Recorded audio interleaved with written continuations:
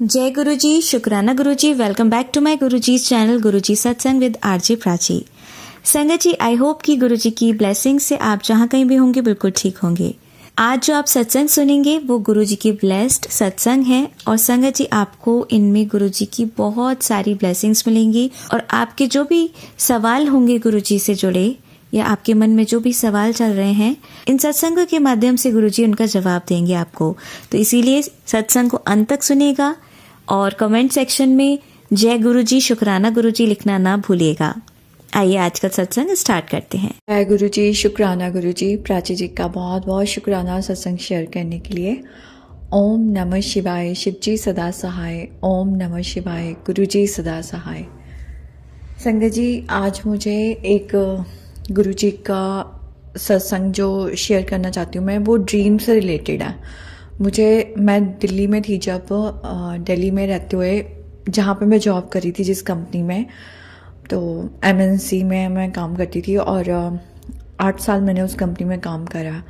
संगत जी, वहाँ पे जो मेरे सबसे पहले जो रिपोर्टिंग मैनेजर थे, जिस टीम में मैं रही हूँ ज़्यादा टाइम, वो मैनेजर और एक मेरे टीम में एक हमारा कलीग था जो मतलब ज़्यादा टाइम शायद नहीं हुआ था उससे तब आए हुए। वो मेरे से जूनियर, मतलब एज वाइज कम था, उसकी एज कम थी बहुत, और वो मुझे एज अ सिस्टर की तरह मतलब मानता था। और जैसे होता ना थोड़ा सजेशन लेना, एज इन नॉलेज वाइज उसको थी नॉलेज, टेक्निकली वो मुझसे ज़्यादा ही साउंड था क्योंकि उसकी स्टडीज़ और उसके बेस पे। लेकिन वो मुझे कोई और चीज़ से रिलेटेड, टीम से रिलेटेड या कुछ भी प्रोफेशनली कुछ बात करनी होती थी तो मुझसे डिस्कशन करता था कई बार, एज अ एल्डर सिस्टर समझते हुए या एज अ एल्डर पर्सन समझते हुए। तो संगत जी, ये जो 2 लोगों की मैं बात कर रही हूँ, अब जो मेरे मैनेजर थे, रिपोर्टिंग मैनेजर थे वहाँ पे, उनको मतलब मेरे इंटरेस्ट पता थे, तो वो कई बार मेरे साथ इस तरह मतलब परमात्मा से रिलेटेड कुछ बातें करना, स्पिरिचुअलिटी के बारे में बात करना, ऐसी बातें करते थे वो। और उनका मानना कुछ और तरह से था। वो भी मंदिर जाते थे but at the same time वो काफ़ी चीज़ों में नॉलेज पढ़ते रहते थे, बुक्स वगैरह पढ़ते थे, एस्ट्रोलॉजी के बारे में पढ़ना, जो भी चीज़ें होती हैं और 36 चीज़ें निकल आती हैं, कैसे लाइफ में क्या क्या चीज़ें कैसे सही हो सकती हैं, जब एस्ट्रोलॉजी के थ्रू ही कह रही हूँ। तो मतलब इस तरह का मैं बता रही हूँ आपको कि मतलब किस तरह का उनका नेचर था। तो वैसे वो टीम को बहुत मतलब जैसे कहते हैं ना, एक फैमिली की तरह अपनी ओर से कोशिश करते थे कि हर इंसान के साथ, अपनी टीम मेंबर के साथ बात करें और उससे जो भी उनकी फैमिली या कुछ भी प्रॉब्लम्स हैं तो वो भी बात करते थे। तो जितना हो सकता था अपनी ओर से वो अच्छा करते थे हमारे साथ, पर हर इंसान को खुश करना खैर मुश्किल होता है। तो संगत जी, मतलब ये मैं इसलिए बता रही हूँ क्योंकि आगे जो मैं ड्रीम बताने वाली हूँ ना, तो वो थोड़ा सा समझ में आ सकेगा कि हम कितने ब्लेस्ड हैं हम लोग। तो संगत जी, होता ये है कि एक दिन मुझे ड्रीम आता है। मैं जैसे दिल्ली में रहती थी, जनकपुरी मेट्रो स्टेशन के पास, वहाँ हमारी गली के बाहर शिव मंदिर होता था। और उस घर में, मतलब उस मंदिर से थोड़ा आगे जाके जहाँ पे भी मेरा घर था, मतलब मैंने रेंट पे लिया हुआ था, तो मैं एकदम याद कर रही हूँ इसलिए मैं एक चीज़ बताती जा रही हूँ जैसे मेरे दिमाग में या मन में आ रही है। तो संगत जी, उस घर में ड्रीम भी आया था कि बहुत ही अजीब सा ड्रीम था कि एक बहुत ऊबड़ खाबड़ सी जगह, और वो बहुत ही जैसे कहते हैं ना, कोई पतली सी, और जिसपे इंसान का चलना मुश्किल है। ऐसे मैं इसको अगर इस तरह से डिस्क्राइब करूं कि जैसे हमारी सोल उस पर चल रही है, मतलब एक बहुत सी पगडंडी टाइप समझ लो आप, वैसे कुछ बना हुआ है। और बहुत लंबी सी वो जगह है और काफ़ी ऊपर जाके फिर नीचे आ रही है, फिर आड़ी तिरछी इधर उधर कहीं जा रही है। मतलब जितना मुझे याद है मैं उस हिसाब से बता रही हूँ। और संगत जी, वहाँ पे ना बहुत ही गंदगी नज़र आ रही है। कीड़ियाँ चींटियाँ होती हैं ना, पंजाबी में कीड़ी बोलते हैं उसको, हिंदी में चींटी बोलते हैं। तो चींटियाँ जो चल रही थी और पता नहीं क्या क्या, मतलब वहाँ पे मुझे चीज़ें दिखी। मतलब मुझे चींटियों का ध्यान है ज़्यादा, और मैं ना सपने में ये देखती हूँ और आगे आगे मैं चल रही हूँ, मतलब मैं वहाँ से निकल रही हूँ उस जगह से। वहाँ पे मेरे मैनेजर को देखती हूँ मैं, और वहाँ पे वही मेरा कलीग भी पीछे था या आगे था उस जगह से, मुझे इतना ध्यान नहीं है, पर वो भी था। और संगीत जी शायद और लोग भी थे, पर मैं क्योंकि इन फेसेस से ज़्यादा फेमिलियर थी तो मेरे को ये फेसेस मतलब याद रह गए।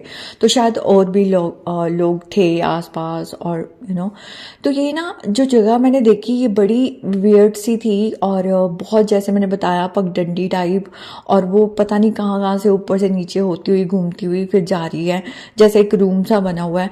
उसके बाद संगत जी वो नीचे से आके, मतलब वहाँ से ना मुझे लगता है एक पॉइंट आता है जहाँ से मुझे लगता है मैं गिर जाऊंगी, और मैं जैसे मुझे मतलब मेरा नुकसान हो सकता है, मैं गिर सकती हूँ। लेकिन संगत जी मैं वहाँ से निकलती हूँ उस जगह से, मतलब जितना मुझे हल्का हल्का याद है कि मैं वहाँ से जैसे नीचे उतर जाती हूँ, और मैं उस पर चले जा रही हूँ, और फाइनली वो जो रास्ता निकलता है वो बाहर आ जाता है। बाहर मतलब कोई रूम सा है, उस रूम में मैं आ जाती हूँ, मतलब मैं जहाँ से स्टार्ट किया होता है फिर वहाँ से बाहर आ जाती हूँ, और वो जगह साफ है, मतलब वो साफ सुथरी होती है। उसके बाद मेरा ड्रीम खुल गया था, मतलब मेरी आंख खुल गई थी, ड्रीम बंद हो गया मेरा। मैं लेकिन आप ये सोचो कि ये ड्रीम आए हुए मुझे कितने साल हो गए संगत जी, क्योंकि 2016 में मैंने जॉब ज्वाइन की थी, और 2022 में मैंने छोड़ी थी, और 2022 में मैंने वो टीम भी मतलब मैंने उस टीम से मूवमेंट ली थी। मेरा गुरुजी के दरबार में जाना हुआ था 2022 में। तो संगत जी ये ड्रीम मुझे इतना ध्यान नहीं है कि कोविड से पहले आया था कि बाद में आया था, पर आया था, दिल्ली में ही आया था। ये ड्रीम मैंने कभी शेयर ही नहीं करा था किसी के साथ भी, पर मैं ना बहुत सोचती थी कि ये ड्रीम मुझे क्या दिखाया है परमात्मा ने, क्योंकि गुरुजी तो हमेशा से साथ थे, तो उन्होंने कहीं ना कहीं मुझे ये दिखा। अब जो मुझे थोड़ा बहुत मेरी समझ मुझे बताती है आज की डेट में, मैं 100% ये नहीं कह सकती कि मैं सही हूँ, पर जितनी को मुझे समझ लगती है, और भी एक ड्रीम है वो शेयर करूँगी उसके बाद। मतलब मैं बताती हूँ कि क्या मुझे समझ आया। पहले मैं वो ड्रीम भी बता देती हूँ, वो मेरा ड्रीम नहीं है। अब ये दूसरा ड्रीम जो मैं आपसे शेयर कर रही हूँ, ये किसी संगत ने शेयर करा था। इसको मैं पूरा डिटेल में नहीं बता रही क्योंकि ये उनका सत्संग है, पर उसमें ये सत्संग मुझे रिपीटेडली सुनाया गया संगत जी कुछ कुछ टाइम के बाद। और इसमें ये था कि एक लड़की है, उसकी लाइफ, उसकी फैमिली है साथ में, और उसको गुरुजी महाराज ने ये ड्रीम दिखाया, और जहाँ तक मुझे ध्यान है शायद ये फिजिकल टाइम की संगत हो सकती है, पर मैं 100% श्योर नहीं हूँ। पर मैंने इनका रिपीटेड सत्संग सुना था संगत जी, और इनका था कि इनकी फैमिली के कुछ लोग जैसे जो बहुत क्लोज है, मदर एंड इनके कोई अंकल थे शायद, और इनका ब्रदर, तो मतलब ये फंसे हुए हैं। एक गंदा सा समंदर है, बहुत ही गंदगी है वहाँ पे, और ये फंसे हुए हैं, इनके ऊपर हैं और लोग, और ये उसमें से निकल नहीं पा रहे। और महाराज इनको बोलते हैं कि तुम्हें इसमें से निकलना पड़ेगा, तुम अगर इसमें से नहीं निकले तो तुम्हें फिर दोबारा, जैसे उसका मतलब उन्होंने बताया था कि दोबारा जो जन्म होगा तो तुम्हें दोबारा से वो चीज़ें स्टार्ट करनी पड़ेंगी, लेकिन तुम घबराओ मत, मैं तब भी तुम्हारे साथ होऊंगा, पर तुम्हें एफर्ट, जैसे उनका मतलब था कि उन्हें एफर्ट करने पड़ेंगे, क्योंकि ये चीज़ तुम्हारे लिए मुश्किल नहीं है कि तुम्हें कैसे निकलना है इस गंदगी से बाहर। ये मेरे लिए सबसे बड़ा काम है, क्योंकि जिसने तुम्हें हेल्प करनी है निकालने में। तो मैं वर्ड टू वर्ड नहीं बता रही, जितना मुझे ध्यान है, क्योंकि मीनिंग यही था और मतलब यही था कि मेरे लिए ज़्यादा मुश्किल है, क्योंकि मुझे तुम्हें इसमें हेल्प करनी है इस चीज़ से निकालने में। तो संगत जी ये ड्रीम ना थोड़ा सा मुझे फिर आज मुझे याद आया, क्योंकि सत्संग तो मैंने कई बार सुना था ये, और इस सत्संग को सुने हुए भी टाइम हो गया, लेकिन आज मुझे महाराज ने ये याद दिलाया अभी। तो संगत जी जब मुझे ये ड्रीम आया था अपने ऑफिस से रिलेटेड, शायद मुझे और भी आए होंगे, लेकिन मुझे यही याद आया। और अब जो मुझे समझ आ रहा है वो ये है कि जो फंसे होते हैं ना हम लोग ऐसी गंदगी में या ऐसी चीज़ों में, जो हमारी सोल के साथ ये सब हो रहा होता है, वो है हमारे कर्म, हमारे बुरे कर्मा जो हमें भोगने पड़ते हैं।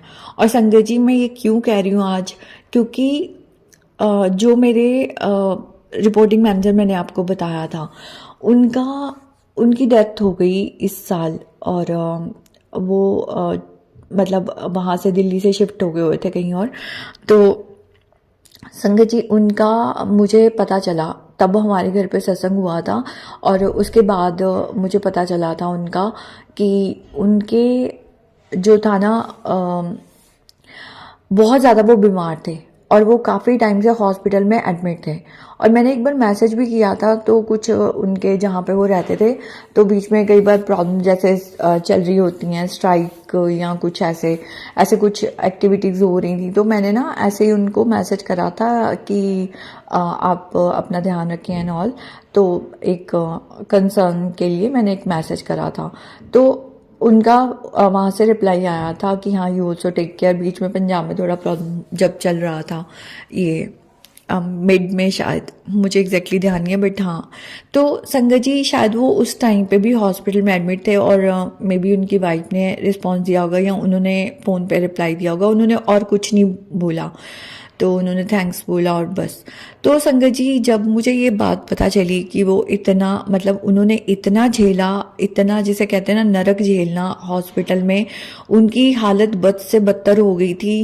वो बिल्कुल जिसे कहते हैं ना, उनकी बॉडी सूख जाना ऐसे, मतलब मुझे मेरे कलीग ने बताया, क्योंकि जो हमारे बाकी एक वो कलीग था जिसको मैंने ड्रीम में देखा था, वो जाता था उनको देखने। और ये भी मुझे सत्संग करते करते याद आ रहा है संगत जी कि उससे भी मेरी बात हुई थी, तो वो लोग गए थे, शायद उन्होंने ब्लड दिया था उनको। और मैंने उससे भी पूछा कि तूने बताया नहीं, तो उसने, क्योंकि उसकी मैरिज हुई थी और उसका न्यूबॉर्न बेबी था, तो उसको टाइम नहीं मिलता था, तो उसने बोला कि मेरे को टाइम ही नहीं मिलता था बात करने का। और मैंने भी जॉब छोड़ दी हुई थी, अब 2024 में मैंने जॉब छोड़ दी हुई थी। तो पहले मेरी बात होती थी, बीच में वो फिर बिजी हो गया था अपना वाइफ और बच्चे के साथ, और फिर इतना हर किसी से बात हो नहीं पाती। तो उसने बोला दी मेरी आपसे बात नहीं हो पाई। मैंने कहा कोई नहीं। तो फिर जो हमारे टीम का मेरे बैचमेट मतलब थे, तो उनमें से मेरी किसी से बात हुई, उसने मुझे बताया था कि हाँ, उन्होंने बहुत झेला, और मतलब उनके लिए अच्छा हुआ कि उन्हें इस जीवन से मतलब मुक्ति मिली, क्योंकि वो वहाँ पे हॉस्पिटल में झेल ही रहे थे, बहुत ज़्यादा झेल रहे थे, और कितने महीनों से। तो संगत जी, अब समझ में आता है कि ये कर्मा होते हैं। मुझे मेरे महाराज ने निकाल दिया, बचा दिया। और जैसे मैंने बताया कि वो कलीग उनको ब्लड दे के आया, उसने हालत देखी थी उनकी, और उस मतलब वो भी देख के हैरान थे कि ऐसे क्या हो गया, मतलब। और उनका बहुत मतलब पैसा भी लगा उनका, हालांकि उनको प्रॉब्लम नहीं थी, बट स्टिल उनका बहुत ज़्यादा मतलब पैसा लगा। और उस टाइम पे शायद उनका इंश्योरेंस भी कवर नहीं हुआ था। उसके बाद हुआ या नहीं मुझे नहीं पता।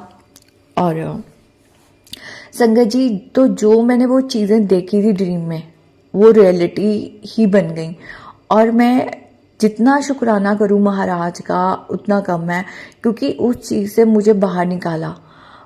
मैं उस एक साफ सुथरे रूम में आ गई वहाँ से। तो मुझे लगा कि शायद मैं उस टाइम पे जो समझती थी, मुझे लगता था शायद वो टीम में थोड़ा जैसे प्रॉब्लम हो गई थी काम में, प्रोफेशनली बहुत ज़्यादा ना, होता ही है हर ऑफिस में, कुछ ना कुछ ट्रबल्स चलती रहती हैं। कोई हायर मैनेजमेंट अगर चेंज होती है, तो ऐसे कुछ चीज़ें हुई थी हमारे ऑफिस में भी। जब मेरी मूवमेंट हुई थी, क्योंकि मेरा गुरुजी के पास जब मैं जाना शुरू हुई थी, पहली बार डुगरी मंदिर गई थी यहाँ पे आके लुधियाना में।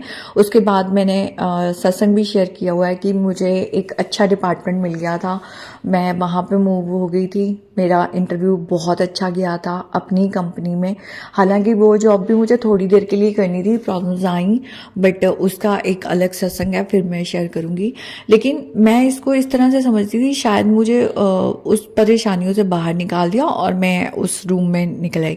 नहीं संगत जी, आज मुझे जो समझ में आता है कि वो जो थी चीज़ें, वो बहुत, एक कहते हैं ना, गंदगी थी, मतलब वो कर्मा थे।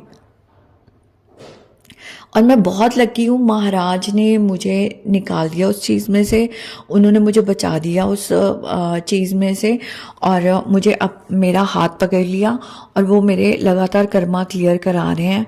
तो शुक्राना महाराज का, क्योंकि पता नहीं हमें क्या क्या झेलना पड़ता और हमारी लाइफ कहाँ से कहाँ जा सकती थी। जो महाराज ने हमारे 90% कष्ट या 90+% कष्ट हमारे काट दिए हैं और हमसे बहुत थोड़े कष्ट कटवाते हैं, और वो भी हमें पता नहीं लगने देते, जिसमें हम इतना हाय तौबा मचा देते हैं। मैंने भी बहुत मचाई है, मतलब मैं अफकोर्स अपनी बात कर रही हूँ कि बहुत हाय तौबा मचाई कभी कभी मैंने भी, लेकिन फिर धीरे धीरे समझ में आता गया। फिर भी कभी अगर नहीं सहन हो पाता तो फिर महाराज से ही कहना होता, और किससे कहेंगे।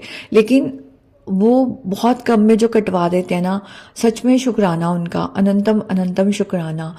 और संगर जी अब धीरे धीरे ना, शायद इसीलिए उन्होंने मुझे ये ड्रीम मेरा जो था मुझे याद दिलवाया कि क्या हो सकता था मेरे साथ, मतलब क्या मुझे झेलना पड़ता, मतलब क्योंकि हम सब कर्मों की वजह से इस अर्थ पे हैं, और हम सब अपने कर्मों के चक्कर में ही लगे हुए हैं। अपना जो चीज़ें हमें भोगनी पड़ती हैं, हमें जो दुख झेलने पड़ते हैं।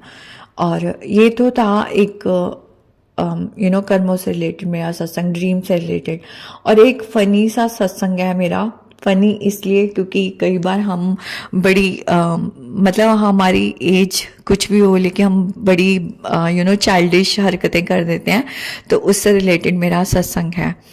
तो संगत जी, जब मैं स्टार्टिंग में मतलब 2022 में जाना शुरू हुई थी महाराज के दरबार में, जब उन्होंने बुलाया मुझे, तो एक एक्साइटमेंट सी होती है, बड़ी खुशी होती थी। अच्छा, आप थे इतने सालों से मेरा ध्यान रख रहे हो, तो वो एक अलग सी खुशी होती है ना। तो वो एक चाइल्डिश बिहेवियर हो जाता है।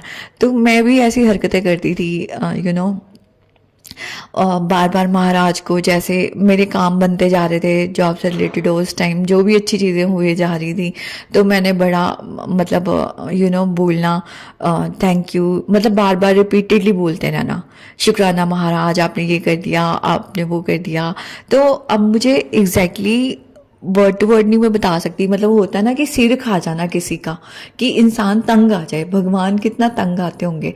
तो मतलब मैं कंटिन्यूसली ना बोलती रहती थी, कभी भी बैठ के या जैसे भी मन में, तो बहुत ज़्यादा मैं कभी कभी बोलती रहती थी। और महाराज ने ना मुझे कुछ टाइम पहले की बात है, ये तो इनिशियली मैं बात बता रही हूँ 2022 में, मुझे ध्यान नहीं कब तक मैंने ये हरकतें करी थी, बीच बीच में कभी कभी करती थी, मतलब अपने मन में। तो ऑफकोर्स महाराज तो सुनते हैं ना हम जो बोलते हैं। और संगत जी, मुझे ना कई बार महाराज ने सत्संग सुनाया, अनलिमिटेड टाइम, कि मौन रहने की क्या ताकत है। मतलब हम और मुझे कई ऐसे इस टॉपिक पे कई चीज़ें सुनवाई। इसका एक तो ये चीज़ कि हम उनको तंग करते हैं बार बार बोल के, चाहे कुछ भी बोल रहे हैं, चाहे हम अच्छा भी बोल रहे हैं, चाहे हम बार बार वही चीज़ें बोले जा रहे हैं, चाहे हम अरदास करे जा रहे हैं बार बार कोई भी चीज़ को लेके, इवन हम थैंक यू भी बोल रहे हैं, तो हम रिपीटेडली मतलब सिर खा जाते हैं, मतलब मैं यही बोल लूँगी। तो ऐसी हरकतें मैं करती थी। अब संगत जी, मुझे ये हुआ कि जो सत्संग मौन से रिलेटेड आए वो मैं बाद में बताती हूँ। जो फनी इंसिडेंट हुआ वो ये हुआ था कि मुझे एग्जैक्टली याद नहीं कितने महीने पहले की बात है, इस साल की बात है या पिछले साल की, पर ये हुआ था। मैं डुगरी मंदिर गई और वहाँ पे ना जो मेन एंट्रेंस है, वहाँ से ना एक लेडी थी मेरे पीछे थी, और वो शायद लुधियाना से नहीं थी, कहीं बाहर से आई हुई थी। संगत जी, वो ना मतलब मेरी लाइन इधर थी, पता नहीं कैसे चेंज हुई और वो लेडी मेरे साथ हो गई।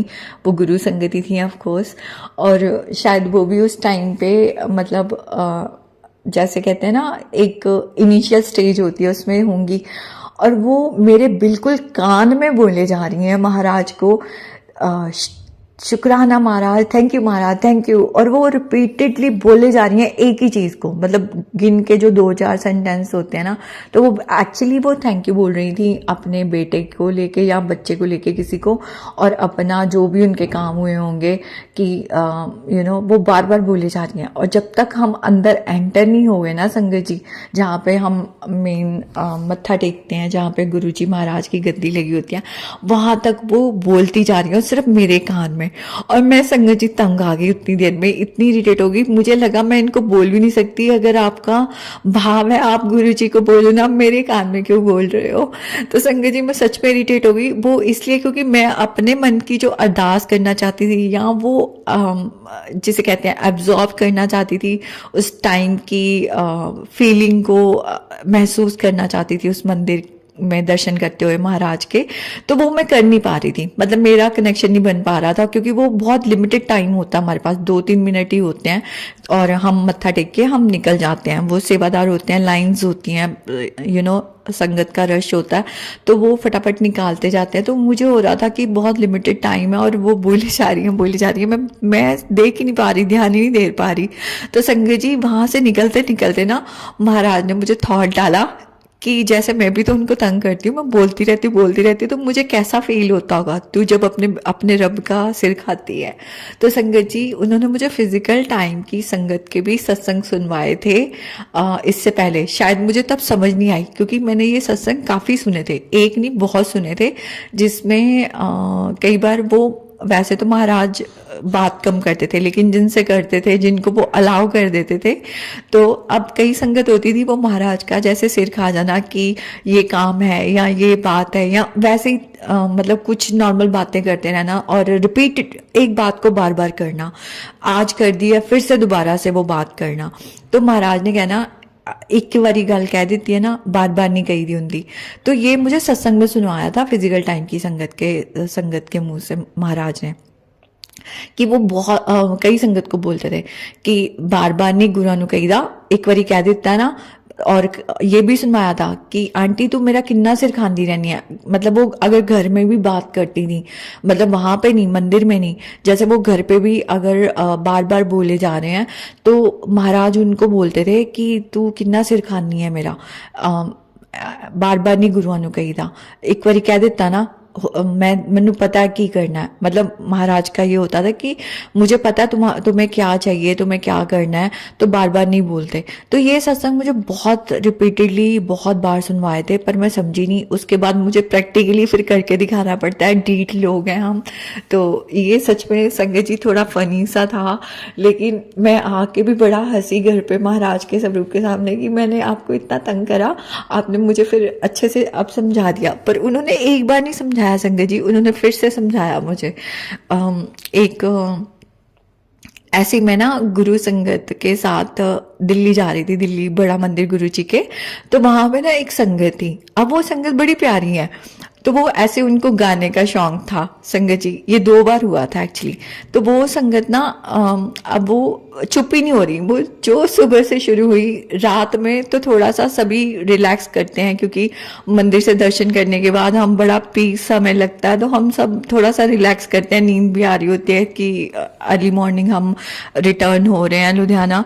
तो संगत जी वो ना गाए जाएं और कभी कुछ, और ना किसी ने बोला भी होगा कि देखो तुम्हारे साथ वो नहीं गा रहे, वो थक गए या तंग आ गए, जो भी बोला होगा, मतलब प्यार से ही बोला, ऑफकोर्स उनको हर्ट तो करना नहीं था। तो मैंने पीछे से किसी की आवाज़ सुनी, उन्होंने बोला कि मैं इनके लिए नहीं गा रही, मैं गुरु जी के लिए गा रही हूँ। और वो फिर शुरू हो गई संगत जी, वो नॉन स्टॉप वो गाती रही। और कुछ लोग थे हंस रहे थे, कुछ लोग थोड़ा सा इरिटेट भी हो जाते हैं कि ये चुप ही नहीं हो रही हैं। और संगत जी माइक था नहीं, वो बिना माइक के उनकी आवाज़ इतनी ऊंची थी और वो लगातार ऐसे बोलती रही। और वो भी कभी मेरे सीट के पास आके जो शुरू हो जाए, तो ऐसे मेरे साथ ना 2-3 बार हुआ। एक बार फिर मैं डुगरी मंदिर गई, फिर ऐसे दोबारा किसी और बस में हमारे घर के पास थी, तो वो संगत जी उनको भी गाने का शौक, और वो कोई और संगत की बात कर रही हूँ, वो पूरा टाइम मतलब गाते जा रहे हैं हर चीज, मतलब सिर्फ गुरु जी के मतलब वो नहीं है ना, और वो गाते जा रहे हैं। और मतलब एक होता है ना कि आप चुप ही नहीं हो रहे, आप पूरा रास्ता वो करते जा रहे हैं बिल्कुल।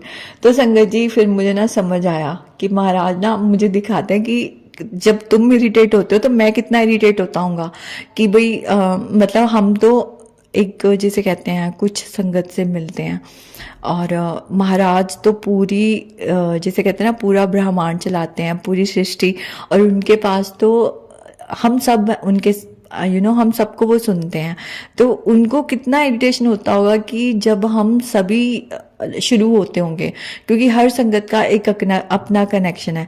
तो संगत जी ये मुझे ना अपने लिए फील हुआ कि मेरे को ये ना चीज़ सुधारनी चाहिए, इम्प्रूव करनी चाहिए। तो संगत जी फिर मैंने धीरे धीरे ना ये चीज़ इम्प्रूव करी महाराज की रहमत से, और मैंने उनसे ना बोला कि हाँ जी मुझे समझ आ गया, अब मैं ऐसी हरकतें नहीं करूँगी। तो फिर उस दिन से ना मैं अगर मतलब शुरू में मतलब होता था कि अगर मैं दोबारा करने लगती थी वही बात, तो फिर मैं चुप हो जाती थी। तो मैंने जैसे बोल दिया उनको, तो बस अभी अगर मैं कोई बात मुझे याद आ जाती है, जब जैसे मैंने 1 साल पहले कुछ महाराज को बोला होगा, कोई अरदास करी होगी, कोई मतलब जैसे हमारी अपनी बातें होती हैं, मतलब कुछ डिमांड करना नहीं, मांगना नहीं, ऐसी कुछ बात जैसे कि महाराज मैं ये चीज़ मेरे को मैंने की थी, मेरे को माफ़ कर दो, ये चीज़ नहीं करनी चाहिए, किसी को ऐसे नहीं बोलना चाहिए, मतलब मैं एक एग्जाम्पल दे रही हूँ। तो फिर मुझे दोबारा याद आई, 1 साल बाद मैंने बोली, तो फिर मैं बता देती हूँ कि मैं कई बार भूल जाती हूँ, फिर मुझे याद आया तो मैंने बता दिया आपको। फिर मैं ज़्यादा रिपीट नहीं करती लेकिन उसको, और मैं कोशिश करती हूँ कि मैं बार बार वो बातें ना करूँ। और जो बात मैं कर चुकी हूँ ऑफकोर्स महाराज को पता होता है, पर कभी कभी हमारा मन होता है कि नहीं हम महाराज से डिस्कस करें, और उन्होंने कभी रोका नहीं है कि मेरे से बात ना करो। वो जो उन्होंने ये भी कहा फिजिकल टाइम की संगत से कि तुम्हें किसी से कुछ अपनी प्रॉब्लम शेयर करने की ज़रूरत नहीं, तुम मेरे साथ डिस्कस करो, मेरे सब रूप के सामने बैठो। लेकिन संगत जी वही मैं बातें तो करती हूँ आज भी महाराज के साथ, जब मेरा मन बहुत भारी हो जाता है। इवन मुझे मैसेज भी आ जाता है कि मैं नहीं अगर बात करी ना, तू क्यों परेशान है, तू मेरे सब रूप के सामने बैठ के बात कर। पर वो जो चीज़ थी ना वो कुछ अलग थी। मतलब जो मैंने बताया पहले, एक होता है कि मैं अपनी प्रॉब्लम डिस्कस कर रही हूँ, क्योंकि मैं हर किसी से नहीं बात कर सकती और करने की ज़रूरत भी नहीं है। हम किस चीज़ से लाइफ में अप्स एंड डाउन्स तो आती हैं, परेशानियाँ तो चलती हैं जब कर्म कटवा रहे हैं महाराज। तो अगर कोई चीज़ हमारे सिर पे हमें लगता है नहीं हमसे सहन हो रही, तो फिर मैं शेयर करती हूँ, पर हाँ रिपीट नहीं बोलती। और अगर मैं खुश भी हूँ, एक्साइटेड भी हूँ, तो मैं बार बार उनका सिर नहीं खाती, फिर कोशिश करती हूँ मतलब कि वो हरकतें ना करूँ। तो शुक्राना महाराज का, हर चीज़ वो समझाते हैं। और एक संगत जी मैं और सत्संग शेयर करना चाहती हूँ। महाराज ने जो मुझे एक सत्संग सुनवाया था, वो था कि मेरा जो घर में मंदिर है वो बाहर हमारा मतलब हमारे 3 रूम है, जैसे एक बड़ा सा हॉल जैसे है, ड्राइंग रूम कह लो, तो वहाँ पे मंदिर है। और गेट एक ही रूम में 2 गेट हैं, एक किचन के पास में, एक थोड़ा सा मंदिर के बिल्कुल सामने है। तो जो किचन के साथ है वो ही ज़्यादा मैं ओपन करती थी, और जो दूसरा वाला है वो जैसे उधर मतलब कुछ बाहर कपड़े वगैरह सुखाने होते तो उसके लिए मैं जाती थी। अब संगत जी होता क्या था, मैं ना मंदिर के बिल्कुल आगे चप्पल नहीं ले जाती थी, पर मुझे होता था टेबल और सोफा रखा तो मैं साइड से लेके चली जाती थी, क्योंकि वहाँ से मुझे बाहर जाना होता था। तो मेरे ना 2-3 बार मन में आया है कि मंदिर है यहाँ पे, तो मैं थोड़ा सा चप्पल ना ही ले जाऊँ यहाँ पे, क्योंकि वो पूरा रूम में मुझे चप्पल नहीं ले जानी चाहिए शायद। तो ये 2-3 बार आया मेरे मन में। तो अब कोई मेरे घर में सामने से मेरी नीज आ जाए या कोई आए तो मैं उनको भी मना कर देती थी। पर एक बार ऐसे हुआ कि हमारे सामने हमारे नोन थे, उनके एक कपल, तो वो ऐसे ही आए मेरे यहाँ पे मिलने। तो अब वो वहाँ जब आए हमारे यहाँ, तो जो लेडी थी उनको मैंने कह दिया, उनके हस्बैंड को मैंने ध्यान नहीं दिया, वो बैठ गए उस साइड जाके। उन्होंने मतलब वो कुछ देखने आए थे, कोई चीज़ थी हमारे घर पे फर्नीचर, तो वो देखना था उनको, जैसे उनको भी लेना था। तो अब वो वहाँ पे आए ना, जब ज़्यादा देर तो नहीं बैठे वो, और लेकिन वो चप्पल ले गए थे। तब मुझे लगा कि मैं बोल देती, मैंने ध्यान नहीं दिया, और वो मंदिर के आगे से चप्पल ले गए।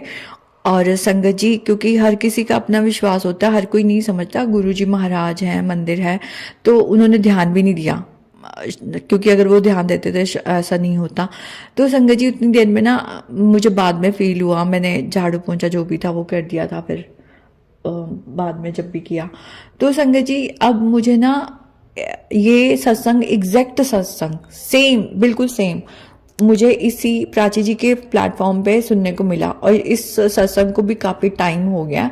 तो ये सत्संग मुझे सुनवाया उन्होंने, और उन्होंने बोला कि महाराज ने उनको बोला कि चप्पल लेके ना आया कर जहाँ पे मंदिर है। उनका भी घर ऐसे ही था, उनके भी ऐसे ही बना हुआ था, बिल्कुल उन्होंने सेम चीज़ बताई थी कि मेरा ऐसे मंदिर है और मैं ऐसे चप्पल ले जाती हूँ। बस जो मैंने ये बताया कि हमारे घर पे वो आए थे वो नहीं था, बस बाकी चीज़ें सेम थी।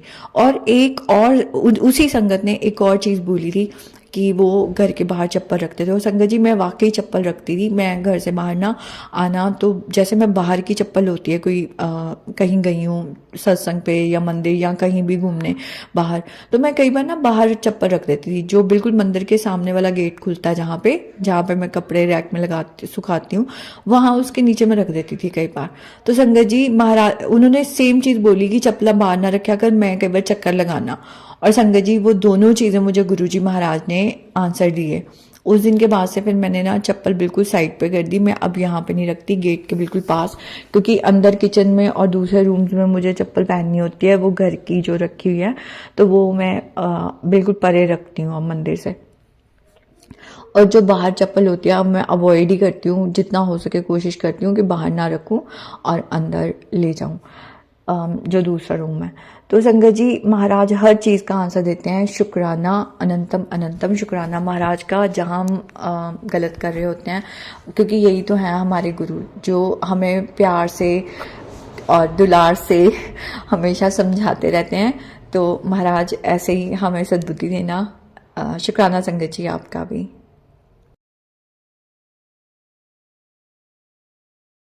आंटी जी बहुत ही प्यारे और ब्लेस्ड सत्संग थे आपके, और मैं गुरुजी से अरदास करूंगी कि वो आपके ऊपर और आपकी फैमिली के ऊपर अपनी रहमतें यूं ही बरसाते रहें।